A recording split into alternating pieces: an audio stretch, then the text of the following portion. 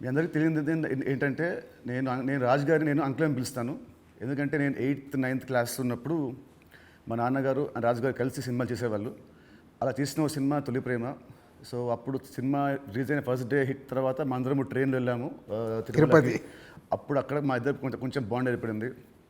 ఆ తర్వాత వచ్చాక నేను కాలేజ్ బంక్ కొట్టినప్పుడల్లా నేను ఇలాగే దొరికిపోతుండేవాడిని. ఒక ఇన్సిడెంట్ ఇంకా నాకు బాగా గుర్తుంది. సంజయ్ థియేటర్ బయట రోడ్లో మీరు ఇటు సైడ్ వస్తున్నారు కార్లో, నేను ఇటు సైడ్ ఒక బైక్లో వెళ్తున్నాను.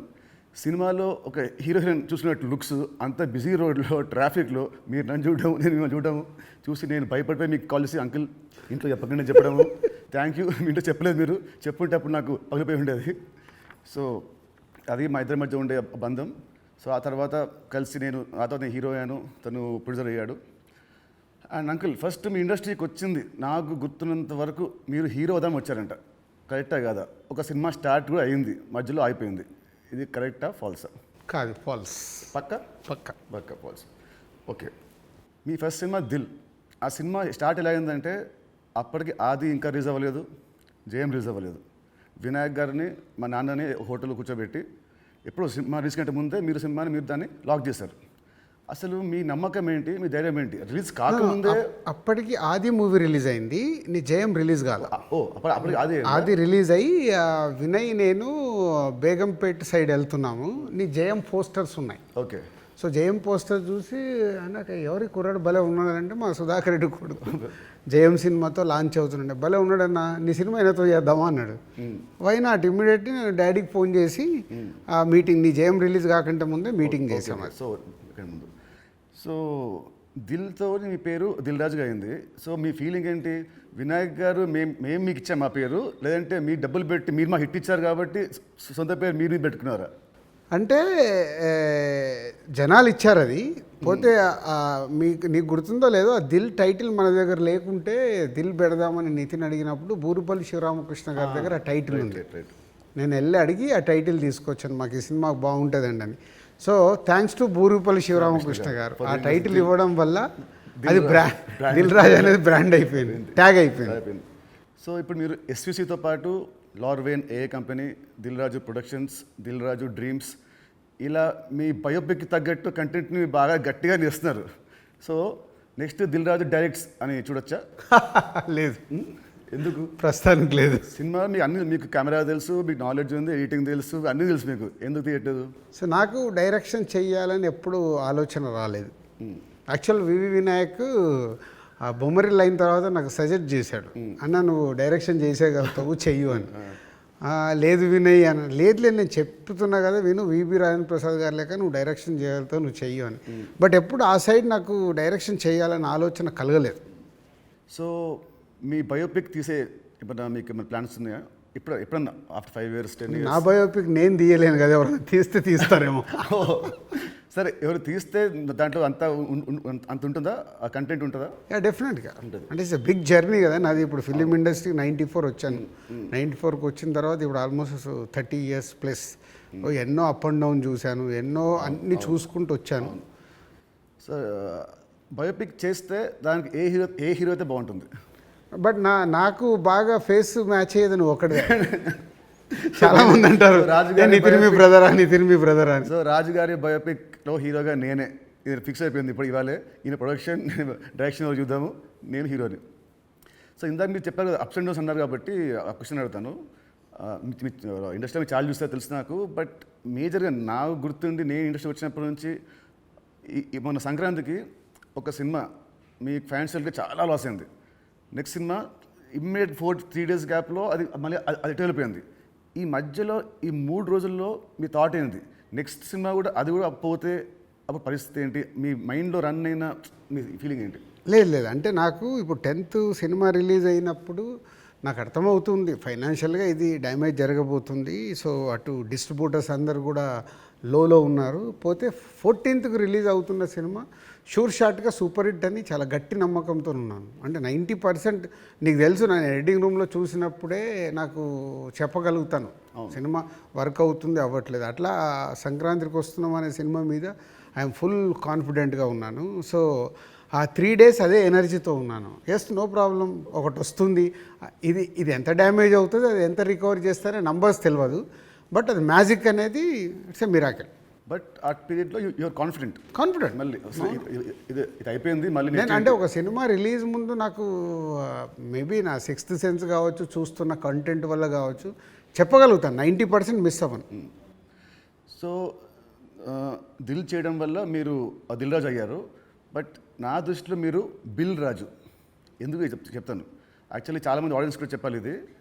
మామూలు చూస్తాను లాస్ట్ గత 1 year నుంచి మీ మీద వచ్చే నెగటివ్ ట్రోల్స్ కానీ ఇవన్నీ ఏవో వస్తుంటాయి కదా మామూలు ఆర్టికల్స్ అవి. 2005లో నేను సినిమా వేసాను, రామ్ సినిమా.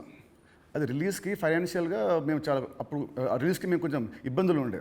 అండ్ అప్పుడు మాకు టర్మ్స్ అంతా బాగాలేవు, మా టర్మ్స్ మనకు. అయినా మీరు వచ్చి ఆ రోజు నైట్ ఒక పెద్ద అమౌంట్కి మీరు సైన్ చేశారు. సో టర్మ్స్ బాగాలేనప్పుడే మీరు నాకు హెల్ప్ చేశారు. ఇలాంటివి మీరు చాలామంది హీరోస్కి, చాలా ప్రొడ్యూసర్స్కి, డైరెక్టర్స్కి మీరు చాలా హెల్ప్ చేస్తారు. ఇది నాకు తెలుసు. సో ఈ మధ్య వచ్చి మీరు ఒక సినిమా బొక్కేస్తారంటే అది నాకు I want to clear to audience that ప్రతి సినిమా చిన్న పెద్ద లేకుండా అందరు హెల్ప్ చేసేవాడు మీరు. అండ్ దీంట్లో చాలా డబ్బులు మీకు చాలామంది మీకు వెనక్కి మీకు ఇచ్చారు లేరు కూడా నాకు తెలియదు. బట్ ఈ హెల్ప్ చేసిన ఇంతమంది మీరు కష్టాల్లో ఉన్నప్పుడు వీళ్ళు కూడా మీకు తిరిగి హెల్ప్ చేస్తారని అనుకుంటున్నారా? అంటే బేసిక్గా నా లైఫ్ స్టార్ట్ అయింది ఎక్కడ అంటే నితిన్, నా కాస్ట్యూమ్ కృష్ణ గారికి నేను చాలా స్టోరీలో చెప్పాను. అరుంధతి అనే సినిమా 36 lakhs కొంటే 2 lakhs నేను రిలీజ్ రోజు కట్టలేదు. తర్వాత తీసుకెళ్ళి ఆయన ఫోన్లు ఎత్తకుంటే కూడా నేను పట్టుకొని వెళ్ళి 2 lakhs ఇచ్చి వచ్చాను. తర్వాత వారు నాకు పిలిచి పెళ్లి పందిరి చేసే వరకు వదిలిపెట్టలేదు. నిజంగా పెళ్లి పందిరి అనే సినిమా లేకుంటే ఐఎమ్ నాట్ దే, అసలు సినిమా ఇండస్ట్రీలో నేను లేను అనేది నేను గట్టిగా నమ్ముతాను. సో అంటే ఒక హానెస్ట్ అనేది ఒకటి ఎంత పని చేసిందో హెల్పింగ్ కూడా అంతే పని చేస్తుందని నేను నమ్ముతాను. నా లైఫ్లో ఇప్పుడు నువ్వు సంక్రాంతికి అడిగావు, ఇది రాకుంటే ఇది ఉండుంటే, అలాంటి ఒక 4-5 ఇన్సిడెంట్స్ ఉన్నాయి. అంటే నేను క్లోజ్ అయిపోయే ఇన్సిడెంట్స్. ఇప్పుడు అసలు సంక్రాంతికి వస్తున్నాము, రాకున్నా మాకేం కాదు, ఎందుకంటే ఆల్రెడీ ఎస్టాబ్లిష్ అయిపోయి ఉన్నాం. ఫైనాన్షియల్ డ్యామేజ్ వరకు 2 ప్రాపర్టీలు అమ్మేసి ముందుకు వెళ్ళిపోతాం, అది పెద్ద విషయం కాదు.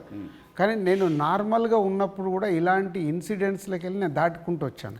అంటే అది ఎప్పుడు అదే నేను నమ్మేది, వెన్ వీఆర్ హెల్ప్కు మనం ముందుంటామో మన కష్టం వచ్చినప్పుడు భగవంతుడే తిరిగి ఇస్తాడని. అది నా లైఫ్లో 3-4 ఇన్సిడెంట్ నాకు సినిమా ఫీల్డ్లో జరిగాయి. దిల్ మీద చేసినప్పుడు ఆ రోజుల్లో ఇట్ వాజ్ ఆ రోజు సినిమాకి ఖర్చు మీరు బాగా పెట్టారు. ఆ రోజు బాగా పెట్టారు. అండ్ అందుకే అప్పటికి మన వినాయక్ గారికి ముందు సినిమా కూడా అంత ఆడలేదు, బట్ స్టిల్ మీరు ఖర్చు బాగా పెట్టారు. ఆ సినిమా హిట్ అయింది, దాంతో మీ లైఫ్ మారిపోయింది. ఇప్పుడు తమ్ముడు సినిమాకు ఒక రిఫరెన్స్ లేకుండా కూడా మీరు ఈ సినిమాని ఇంత ఖర్చు పెట్టారు.